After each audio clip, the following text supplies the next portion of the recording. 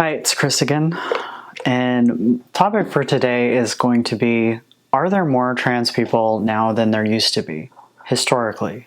Is there, like everybody has been, on the right has been freaking out about, is there this giant explosion of trans people that is turning people trans? Like, is this a new thing that's happening?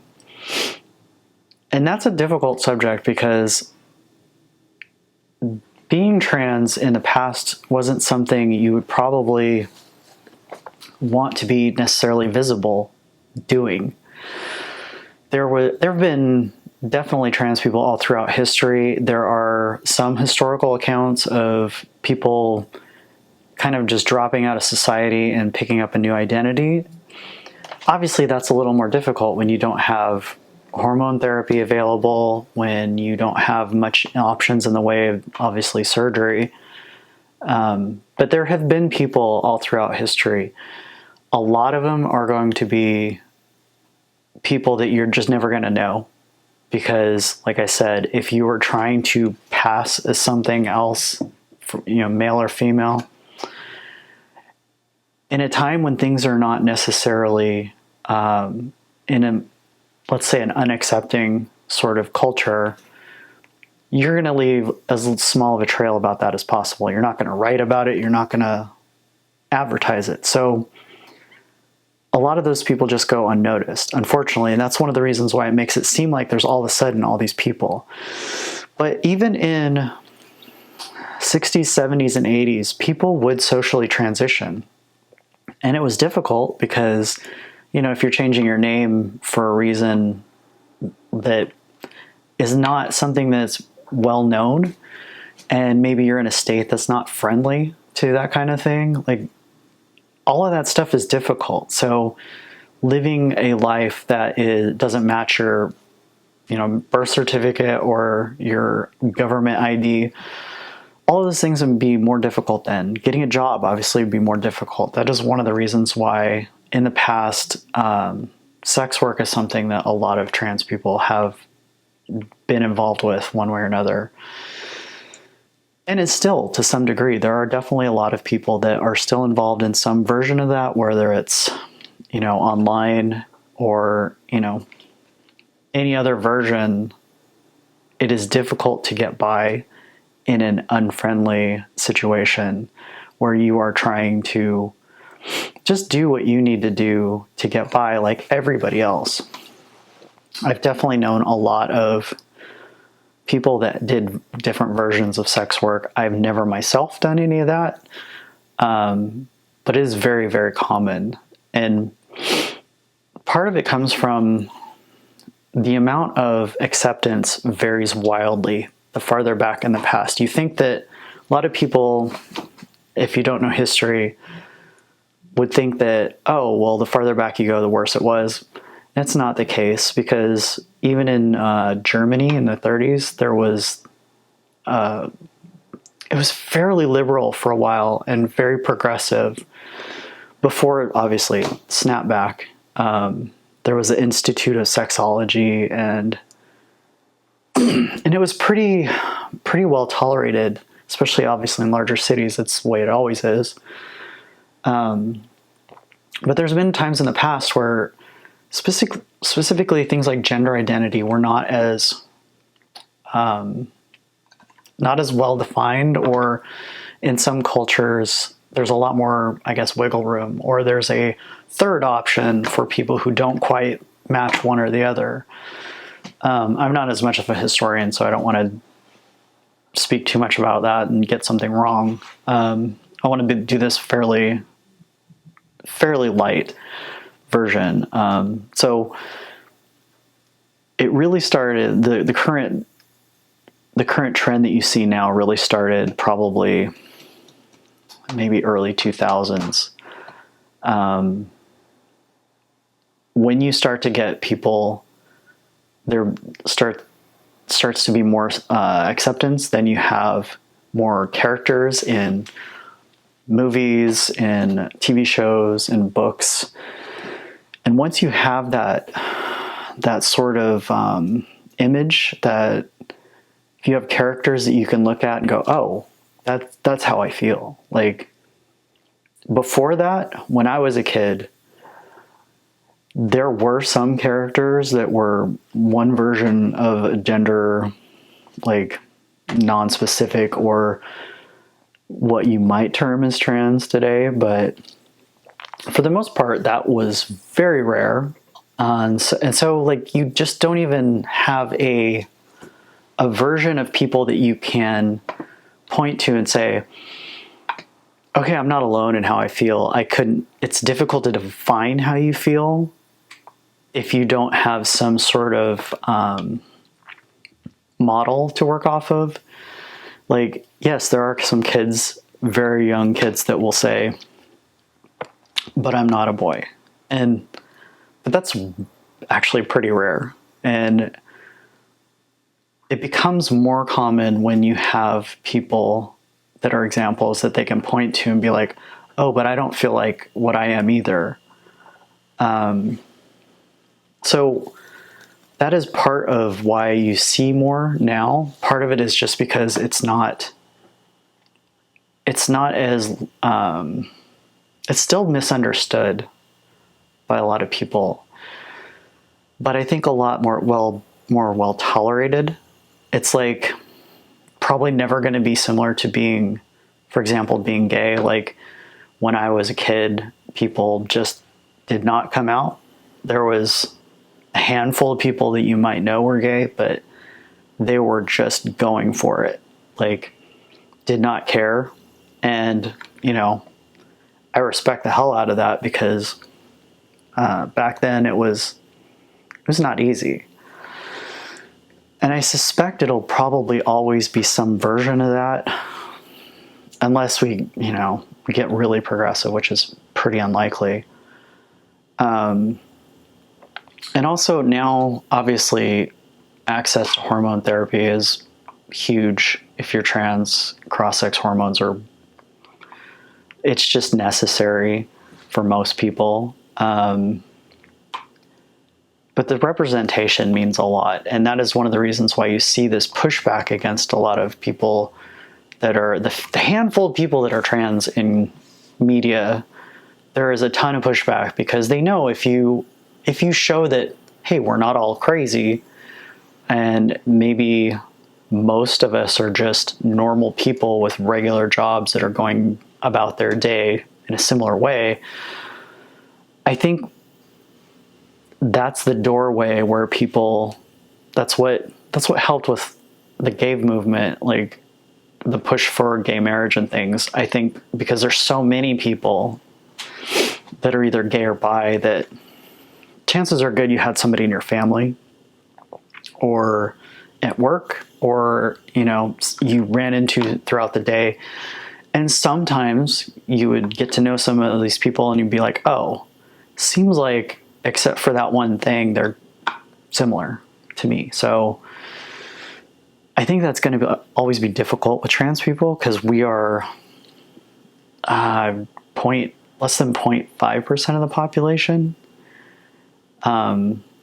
Similar sort of ratio from gay to straight is gay to trans. Like, not a lot of people. And why people care is beyond me. Like, what you do as an adult especially, I do not understand why there's any sort of pushback in that area. And it's partially, I think, because for so long, when you saw somebody who is trans in if you saw them in a movie or a show, it was almost always a similar kind of character. It was very rarely just somebody who happened to be. Like, it was always, there was some sort of extra. And you see so few. I can think off the top of my head, maybe like half a dozen. And so when you don't have that sort of model for regular people to see, I think they tend to buy the stories on things like some of the crazier news organizations where they pull that one crazy person out of all of the people and they say, look, all of them are like that. Obviously, that's not true. There's a ton of us that just are out here doing whatever normal people do, working jobs. I've been the first at multiple places I've worked. And early on, you would get weird questions. You'd get like, oh, you're trans, does that mean you like guys? And I'd be like, no, those two things are separate.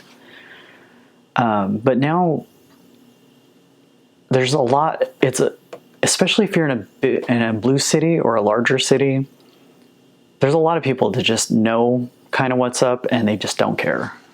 And it's a lot easier to find a job. When I got hired at the job I'm at now, I remember I had to talk to a human resources lady that was pretty high up and have a conversation after getting hired so that we were on the same page. Like, you can't just use whatever bathroom and you can't do this and you can't do that. I'm like, is that a problem that happens? Is that actually something that, you're worried about? And she's like, well, I just want to make sure the rules are clear. We'll support you, but you have to adhere to the dress code and you have to do all. I'm like, dress code's the same for both. Like but it was a big deal. Whereas now there has been dozens of people that have worked at the place that I work at now, and doesn't come up in their interviews. It came up a lot in mine. So having transitioned, 20 years ago, more than 20 years ago, it is very different now. And because of all that attention, then you get the people that, well, I don't like that. And so I feel like that is going to be the mood for a while. And it's up to kind of everybody to be some version of an ambassador when you can.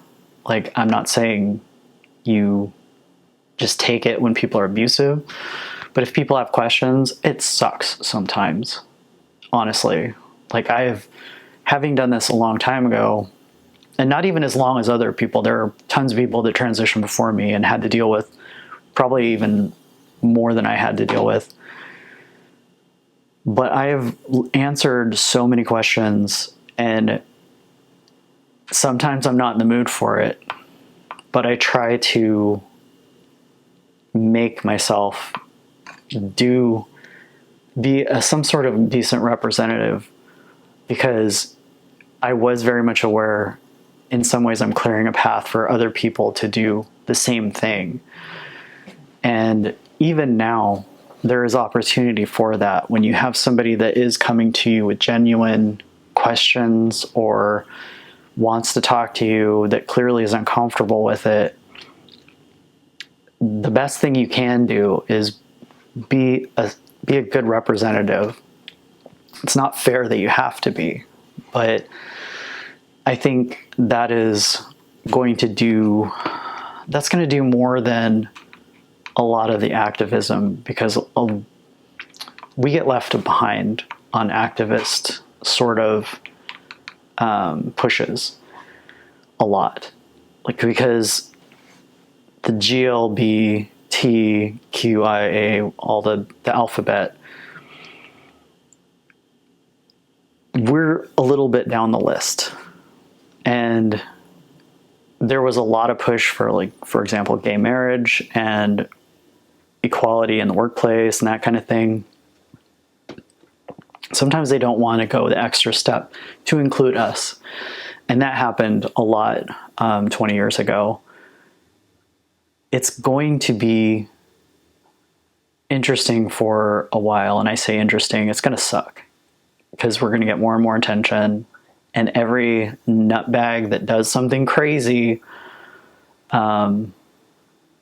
they'd love to throw that in as, hey, look, there's another one.